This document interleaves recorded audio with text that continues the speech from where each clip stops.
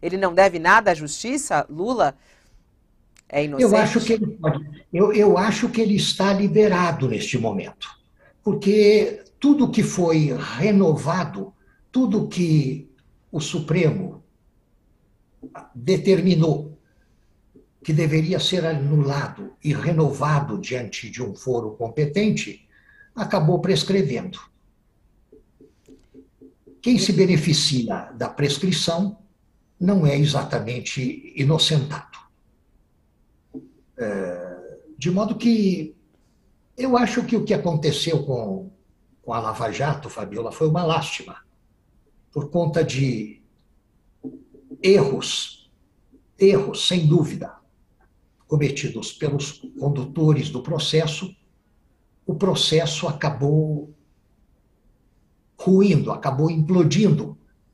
E, como disse de certa feita o ministro Barroso, Supremo, diferentemente da Itália, em que, após a operação Mãos Limpas, os réus conseguiram construir uma realidade política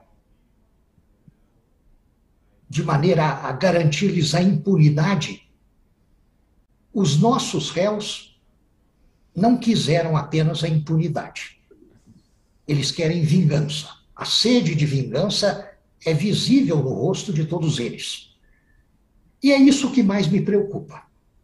É isso que me faz pensar sobre se aquilo que temos pela frente é realmente uma realidade moral e juridicamente saudável.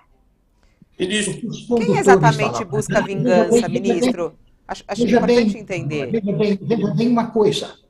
Os protagonistas da Lava Jato, tendo feito um trabalho inédito no Brasil, mostrado que a lei é para todos, eles acabaram sendo alvos preferenciais dos dois flancos desse espectro político rachado. Não sabemos se a cólera contra Sérgio Moro, contra Deltan Dallagnol, é mais poderosa no coração de Lula da Silva ou no coração de Jair Bolsonaro. Tudo que capitaneia hoje a política brasileira, nos dois sentidos, nos dois lados da fratura, da rachadura, tudo isso é profundamente hostil à Operação Lava Jato, ao maior... Acho que é Bolsonaro está importante defendendo. contextualizar, ô Chico, deixa eu só contextualizar uma coisa quem está nos acompanhando aqui na audiência, para as pessoas também terem essa informação, né? O senhor é advogado do Deltan Dallagnol, né?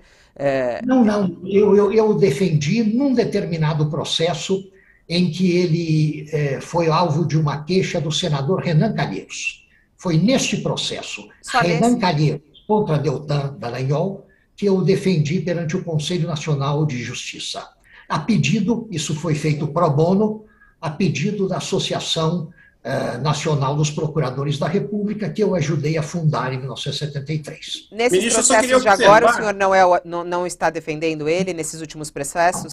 Inclusive que ele vai ter Não, que devolver a Lula por causa do PowerPoint, por exemplo. O senhor acha que foi um erro aquele PowerPoint, ele ter que indenizar a Lula por aquela imagem? isso foi muito mais do que um erro.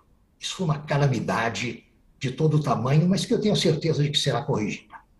Ministro, o senhor disse que os dois lados ficaram contra a Operação Lava Jato, mas eu só queria observar que, recentemente, o presidente Bolsonaro defendeu o Moro da recente busca e apreensão que aconteceu lá no Paraná. Mas eu queria fazer uma pergunta para o senhor. Pode ser por analogia com a busca e apreensão relativa aos empresários. Ah, sim.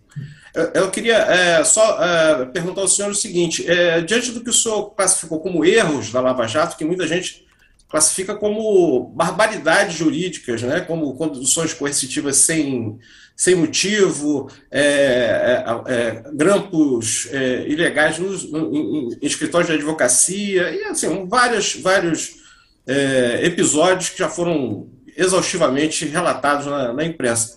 A pergunta que eu queria fazer ao senhor é o seguinte: Sérgio Moro deve alguma coisa à justiça? Deve, se ele deve. Pelo que ele fez, Eu acho que eu chamo de acho erros. que a justiça, pelo contrário, a justiça deve muito a ele e o país deve muito a ele. Ministro, eu queria lhe perguntar, nós estamos vivendo, de fato, uma volta ao passado, né? Pessoas que estavam até outro dia estrelando, protagonizando processos, hoje estão presidindo a Câmara, estão presidindo o partido pelo qual o presidente concorre à presidência da República, estão controlando a chave do cofre na Casa Civil. E eu queria lhe perguntar qual é a participação do Supremo Tribunal Federal neste processo de, se posso chamar de restauração da imoralidade, né?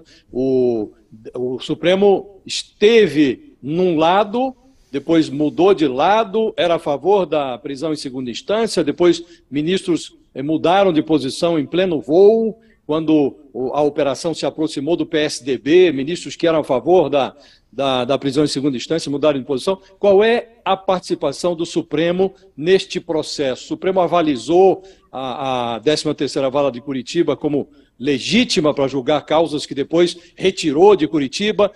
Em que sentido o Supremo contribuiu para esta confusão que vivemos hoje? E a sua pergunta já diz tudo, Josias. Por ter agido como agiu ao longo do tempo, por conta das suas oscilações no exame da realidade que se lhe punha na mesa, o Supremo contribuiu enormemente para o caos que se formou ao fim e ao cabo e que fez implodir a Operação Lava Jato e o combate à corrupção como ele nunca antes tinha sido visto nesse país.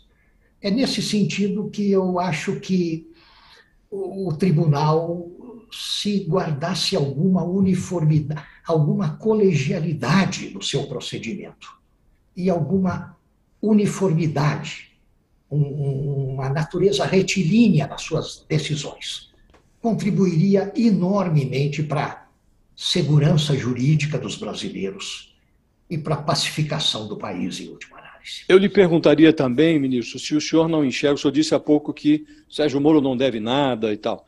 Eu lhe pergunto se o comportamento do juiz Sérgio Moro não contribuiu, de certa maneira, também para desmoralizar a operação que ele capitaneou como juiz, como magistrado. Pergunto isso porque aquelas gravações que vieram à luz, a partir de um crime, invasão de celulares e tal, elas mostraram um comportamento ali na fronteira do inaceitável, naquela relação dele com o procurador. A relação com depois, o procurador. só para concluir, depois a migração dele da magistratura para o ministério daquele que se beneficiou da operação politicamente, né? Esse foi um erro clamoroso. Subordinado do Bolsonaro, quer dizer, ele não contribuiu para a desmoralização da operação?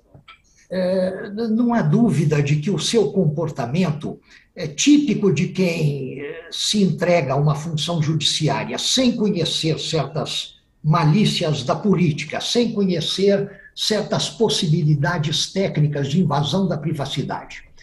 Ele errou muito. Eu não tenho a menor dúvida de que ele errou muito.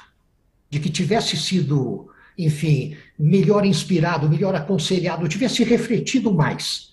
As conversas dele pelo WhatsApp com o procurador Dallagnol e outros membros do Ministério Público não tinham nada de criminoso, sequer de errado.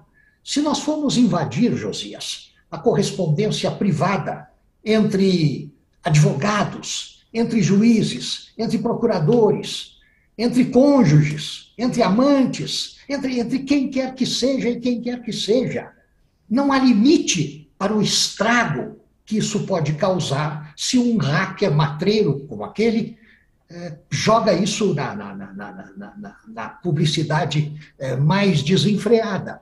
Enfim, e se quis fazer na época do hacker um novo herói nacional. Veja a que ponto chegamos.